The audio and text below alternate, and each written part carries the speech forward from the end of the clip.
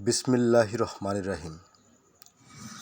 সম্মানিত দর্শক, আসসালামু আলাইকুম। আমি আমার কচুর জমিতে অনেকদিন পরে আসলাম। আজ প্রচণ্ড ঝড় বৃষ্টি হয়েছে, আর সেই সাথে তাপমাত্রাও কিছুটা কমেছে। দীর্ঘদিন তাপ দেওয়ার পরও জমিতে প্রচুর লতি আছে। আমি কয়েকটা গাছ আপনাদের দেখানোর চেষ্টা করছি, যেগুলোতে সত্যি অসাধারণ লতিগুলো। দীর্ঘ তাপ দেওয়ার পরও আল্লাহর রহমতে গাছগুলো এখনও টিকে আছে। আমি সেই পরিমাণে যত্ন করতে পারি। দেখেন লতি, এই লতিটা গাছের সমান, এই গাছটার সমান এই লতিগুলো। এই দেখেন একটা গাছে কতগুলো লতি, প্রত্যেকটা ডোগায় ডোগায়, প্রত্যেকটা পাতার সাথে একটা করে লতি আছে।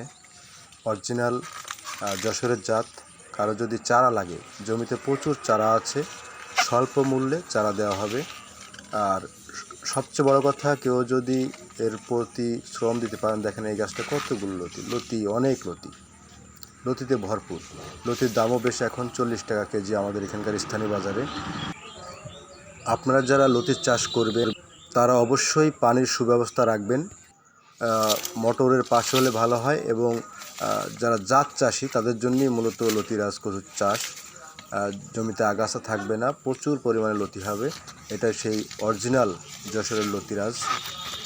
অনেকে যায় বলুক এটা লতিরাজ কচুই।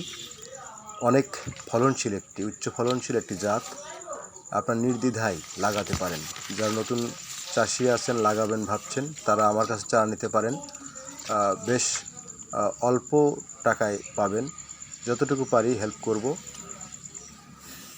দেখেন প্রত্যেকটা গাছই লতি আছে। অনেক লতি ঝোস লেগেছে বলে আমি আর তুলি নাই, নষ্ট করে ফেলেছি, ছিঁড়ে ফেলেছি। তাপের সময় অনেক লতি নষ্ট হয়ে গেছে। গাছই তো বাঁচার কথা নয়। যেমন লতি, কচুর লতি যেমন নষ্ট হয়েছে, সেই সাথে তীব্র খরা এবং লেদা পোকার আক্রমণ ছিল এই জমিতে। আল্লাহর রহমতে কিছুটা রিকভার হয়েছে। সবাই যদি যারা চান তো আমার কাছে চারা নিতে পারবেন। বাজার থেকেও কিছু টাকা কমে দেবো ইনশাল্লাহ। সবাইকে ধন্যবাদ পাশে থাকার জন্য। আসসালামু আলাইকুম।